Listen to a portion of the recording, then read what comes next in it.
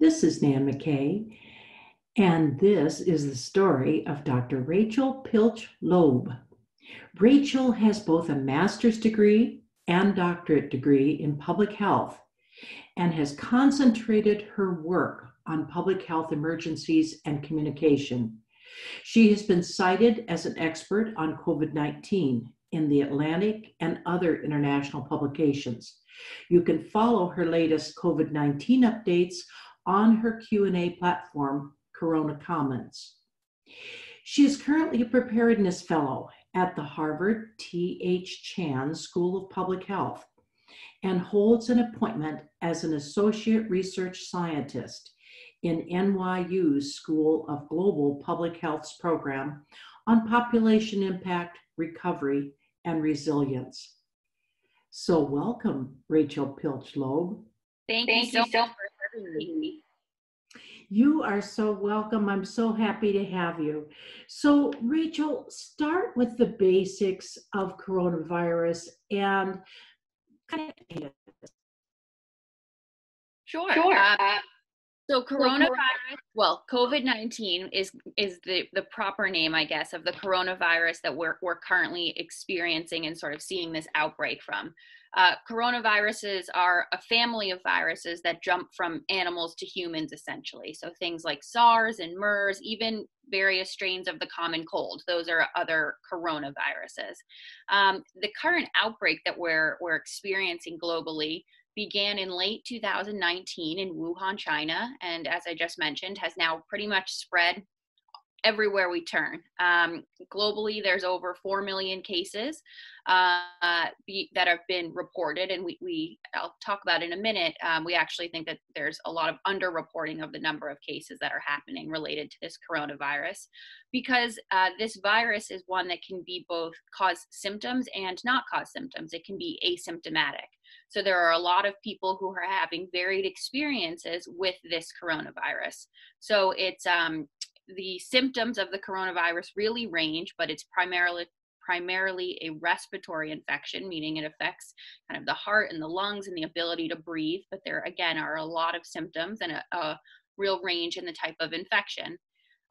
It's been impacting everybody around the world. And so you may have heard that this coronavirus is the worst for those who are older or those who are immunocompromised. And we are seeing the most challenging outcomes in those populations. But the reality is that everybody can get this coronavirus, from kids of all ages to healthy young adults.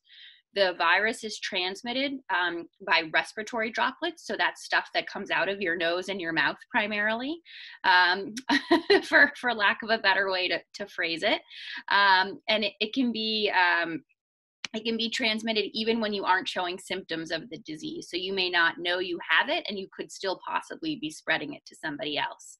And I think most importantly about this coronavirus, beyond sort of the details of the disease itself, is just this idea that because it's really reached these pandemic levels, it's dramatically changed the way in which our personal and professional lives are unfolding, and has created a lot of challenges, both in preparing for and responding to the virus, and in how people are supposed to go about their daily lives. So it's a really confusing and challenging time that we're living in because of this COVID-19 coronavirus. Well, it certainly is. Let's talk a little bit about what are the current challenges. Absolutely. So, there are a variety of different challenges related to this coronavirus, but I think that there's three that really come to mind for me. One is testing. Two is the kind of lack of reliability or unreliable data that we're seeing to be able to make informed decisions. And then the third is kind of the disconnect between policy and science. And I'll go into each of one of those in a little bit more detail, but try not to get too bogged down in the weeds. So the first is about testing. So you, if you're a follower of the news, may have heard a lot about testing. We've been hearing about it for a couple of months now. And there's two types of tests. There are antibody tests, and then there are diagnostic tests. So a diagnostic test basically tells you currently have the virus, whereas an antibody test tells you that you previously had an immune response to the virus. So the way I like to think about the antibody test is as if you're a detective going in and sort of sweeping for fingerprints after burglars come in. So you're looking to see that the virus sort of left a mark on your immune system, and that in theory, if you have those antibodies, if you have that mark, you would be less likely to be impacted by the virus should you come in contact with it again. So we have these two types of tests, and there have been issues in having access to the test. And there have been issues in how reliable the data from the test are, meaning if you get a positive result on the test, can you feel confident that you actually are positive, or do we have to sort of question the test results? So testing access, to talk about that slightly more, in theory, what would have happened at the beginning of the outbreak is we would have had tests that are available. So we would have been able to identify early cases and kind of then identify the contacts of those cases and treat a kind of a closed network of people who may be experiencing coronavirus before it got really widespread. But we didn't have those early diagnostic tests available. And because of that, in addition to, this may have happened anyway, in addition to sort of globalization and how rapidly the virus was expanding. But because we didn't have tests, we had a really difficult time of understanding where this virus was. So the virus outbreak in the United States really was able to grow without our ability to kind of do anything to limit that growth. And so without widespread testing, it's really difficult, as I was just sort of mentioning, to know where the virus is and who's been infected and who might still be at risk for getting that virus. So now we're in this place where we need as much testing as possible so we can figure some of those factors out. And we're still having trouble getting enough tests to a variety of states and localities to be able to make testing available to anybody who might need one. And that is really hindering our ability to understand where this virus is and how to respond to it. So beyond testing, I also mentioned this kind of concept of unreliable data. And this is a challenge for a variety of different diseases, but the reality is that each state, each locality, each system, you can think about this globally too, has different standards by which they require or are able to report new cases. So for example, I'm currently in the state of Vermont. We're in different states, and each state has their own way in which they're monitoring the results of tests and reporting things like cases or deaths associated with coronavirus. That's okay, but the reality is then that we're making decisions or we're perceiving the virus in a particular way based on those numbers, but those numbers don't necessarily mean the same thing from the same place. So if you're testing more people, you're going to find more cases. If you go and look for something, then it's a lot easier to find it. So if different places are doing different things in terms of testing, then those raw case counts that we rely upon, that kind of data that we're using to make decisions, is inconsistent and hard to make sense of. And that brings me really to the third point. The third challenge that I think we're seeing right now is this idea of how do we make policy decisions, whether or not those policy decisions are related to scientific measures or not. So we know we have challenges in the data, but in an ideal world, we would use that data to make educated policy around how we can encourage people to limit the spread of the virus.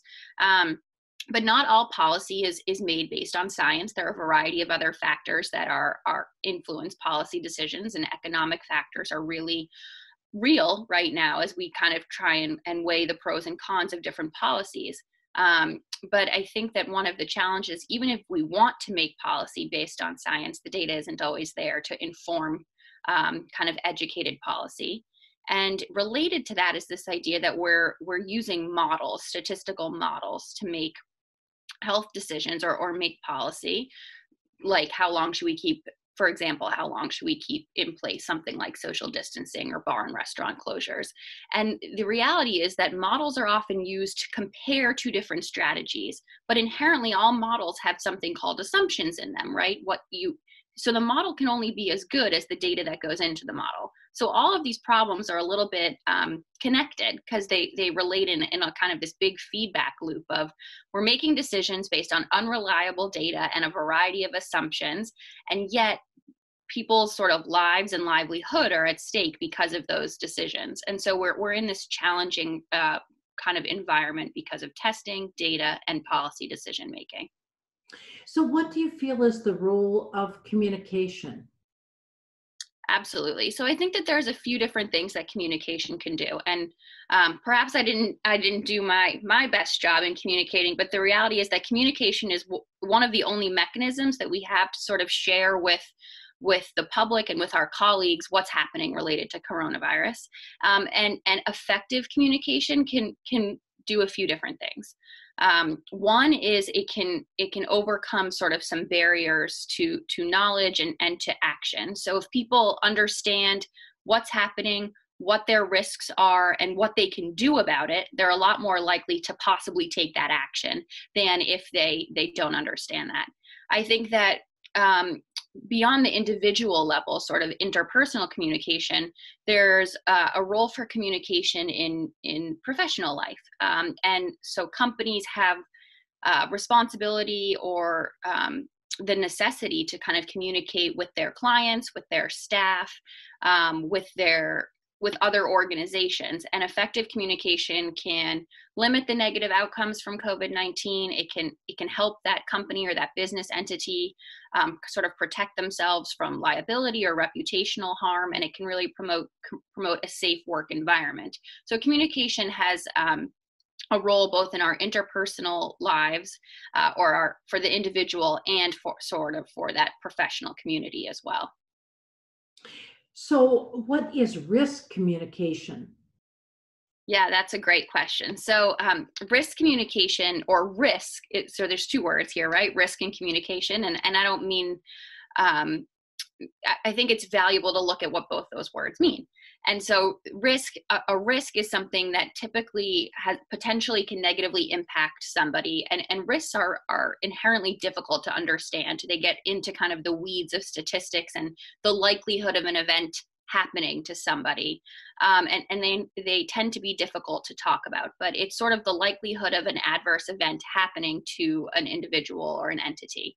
And communication, I think about as kind of four sections or four factors. And those would be the message. So what you're trying to say, a messenger, meaning who's going to say it, a medium, meaning how it should be said, and a receiver. So the audience, who are you saying it to?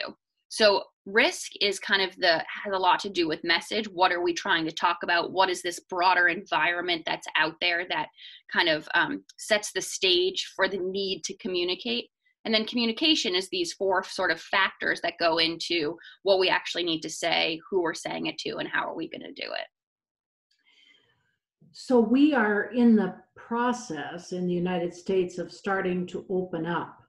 Yes. And what are some of your biggest fears? So that's a great question. I think I think from a communications perspective, it's inherently challenging to try and communicate what's happening when there's so many different things happening at once. So we are a diverse country. There are both different sort of COVID-19 situations in different locations. There's different underlying populations and vulnerabilities. There's different political appetite or personal appetite for what's happening. And I think that because of those, the various factors, the ways in which audiences or receivers differ, and the way in which messages actually differ, my kind of communication hat says that creates a really, really challenging landscape for what we should be saying when we're trying to communicate about the risk in these different locations, and how difficult it is to kind of say something to somebody in Ohio when that's different from what somebody in Pennsylvania might be hearing, even though those two places share a border. So I think that's one of my professional fears, just in the sense of this is an incredibly challenging time to try and share information, because the information almost needs to be really tailored because of the varying environments, but also needs to kind of maintain this level of urgency out there that the risk of COVID-19 hasn't really gone away in most places. We've just made a different sort of policy decision that's out there in terms of our appetite to reopen. And that's okay. You know, that's kind of the will of the public in a variety of places. But it's important to not sort of let this normative nature of reopening let us forget that the risk still exists. So we still need to be engaging in risk communication, despite the fact that the policies and the reopenings are happening. So I think that maintaining that level of kind of messaging, that level of urgency, and recognizing the challenge when different locations look differently is kind of where I see, I don't want to call it a fear, but a professional kind of hurdle ahead to overcome. And I think kind of more broadly, just thinking about, you know, why do we even care about COVID-19 and the implications, is that a lot of the kind of cases related or the deaths potentially attributable to COVID-19 perhaps could be preventable if we protect our healthcare system from being overwhelmed. And you might have heard this term kind of flatten the curve, which is a epidemiologic modeling term, which basically says we want to keep the burden of cases below a particular threshold so that we don't overwhelm our healthcare system and the healthcare resources that are out there. And so, and that is absolutely the goal. What flatten the curve doesn't mean is that we're actually preventing people from getting cases. It means we're keeping kind of this slow burn happening. And that's not so appealing, right? To sort of maintain this level of social distancing or some of these policies. And so I think that the fear is, what are kind of the implications for sickness and for deaths and for the healthcare system if we don't keep up this level of messaging and this level of urgency that we still need to be protecting people who are vulnerable from getting this virus. And I think just because we say we'd like it to be over doesn't necessarily mean it is over. That is absolutely the case. And you know, from a personal perspective, I'm sure we well, I won't speak for you, but I certainly would like it to be over, right? I would like to be able to go enjoy the summer and socialize with my family and my friends. And I think that sometimes I find myself recognizing that this is the field I work in, being pulled to want to sort of, you know, bend the rules a bit or sort of shift my perception that this isn't the kind of concern that it is, because we would all like to go back to normal, whatever normal was for me or for you. And so it's a really challenging environment that I think we're all experiencing right now. One question everyone seems to have is, how long is this going to last? And are we going into next year? Sure. So I think there are two different scenarios we can imagine happening. One is that we sort of see an even larger spike than what we've just seen right now, that then kind of tapers off and on until 2021. Two is that we continue to see kind of peaks and valleys, less than what we've just experienced now, but still we're dealing with the virus. And the third is that it's peaked and that it's going to kind of taper off from here on out. And those three scenarios come from a center at University of Minnesota called CIDRAP, which did some modeling on prior pandemics.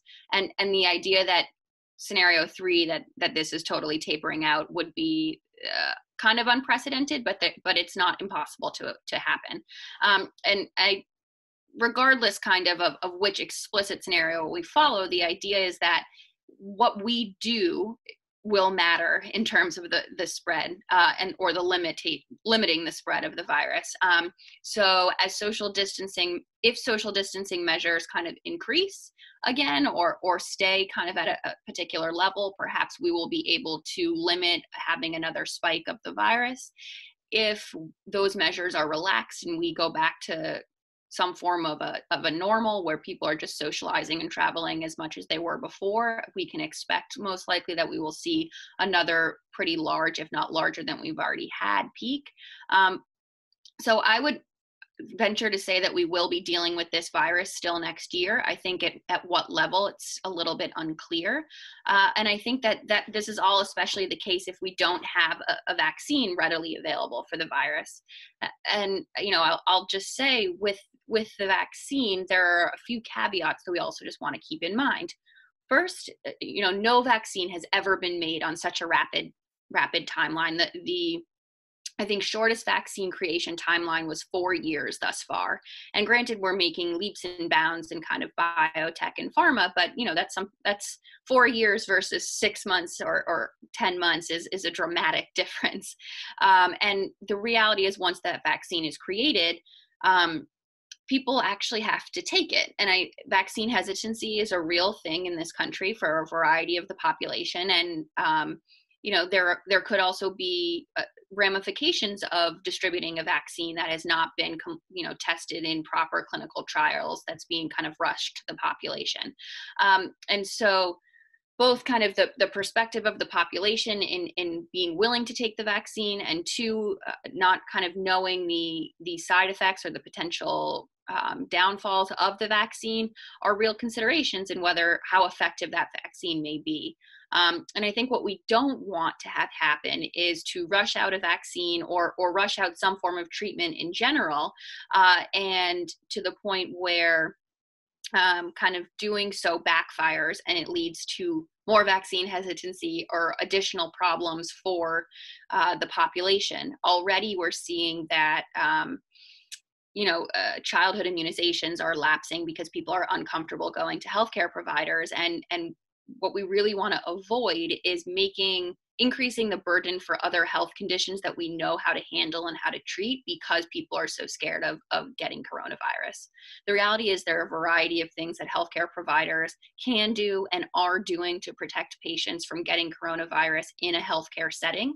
And we want to make sure that people who have emergencies or have routine care that they need to get are continuing to get those, so that there aren't kind of this cascade of consequences related to fears and of coronavirus. And the concern that if we roll out a vaccine, because we have speeded everything up and it doesn't work, then people may be really reticent to come back and try another version of it.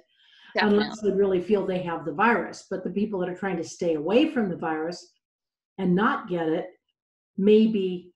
I think we're really confident that the vaccine is released. And so I would like to think that on a mass scale, a vaccine wouldn't be released that hasn't been appropriately tested, but we will definitely want to take a look at that data and really dig in to feel confident and comfortable when that vaccine comes about.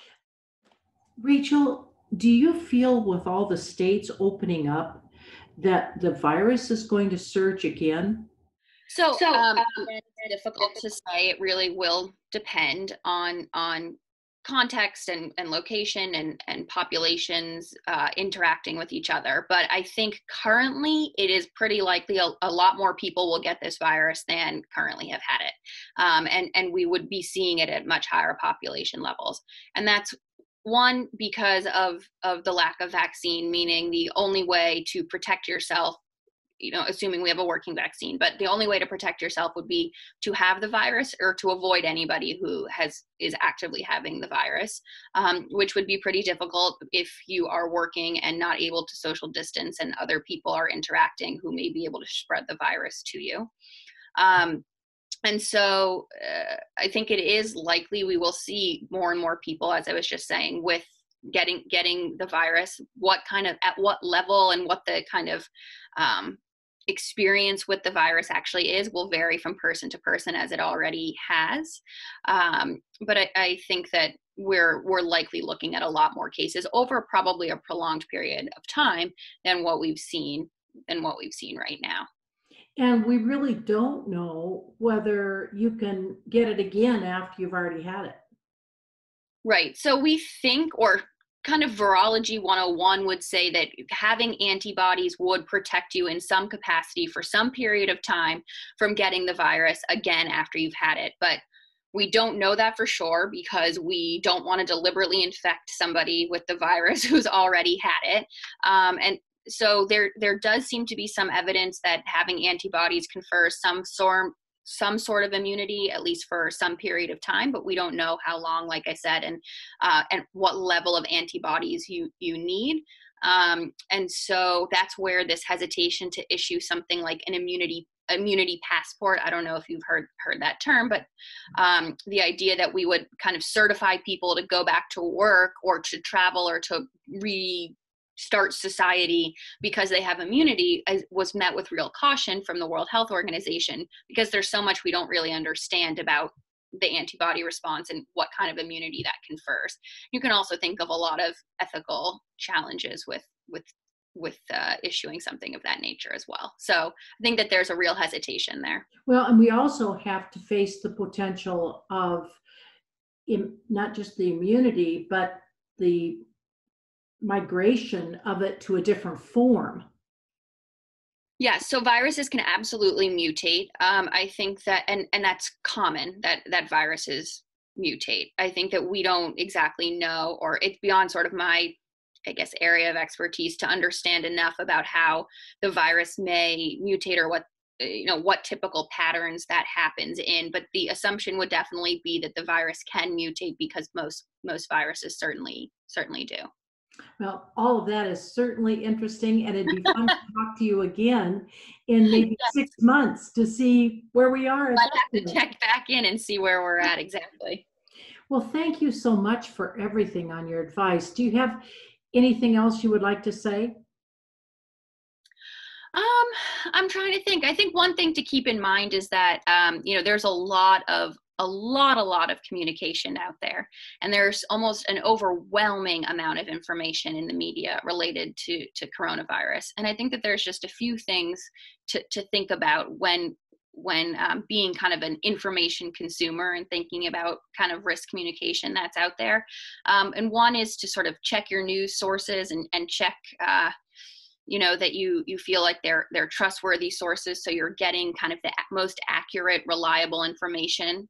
Two is sometimes to disconnect from information. We can really be overwhelmed by what's out there, and I think that sometimes it becomes that adds to kind of the emotional burden that coronavirus is causing when we're almost getting too much information constantly from it. So if you have the opportunity to disconnect from the media or from social media or whatever it is, sometimes that's really valuable.